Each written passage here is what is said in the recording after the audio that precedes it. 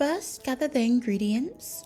You'll need 2 kg of potatoes, 3 teaspoons of garlic granules, 2 teaspoons of rosemary, 2 teaspoons of thyme, a sprinkle of salt, and 5 tablespoons of oil. Start by peeling the potatoes and cut them into equal-sized chunks. Fill a pot with cold water and pour the potatoes in on medium heat with no lid, as the boiling water can spill out if covered. Place the potatoes on a baking tray with foil or baking paper. Sprinkle the herbs and garlic on top. In the oven, let it cook for 40 minutes to 1 hour on gas mark 7, depending on how crispy you like it.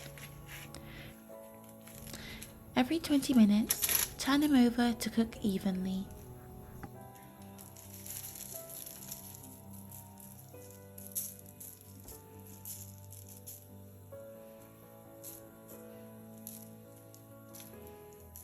These roast potatoes are perfect as any side dish, or you can even enjoy them on their own.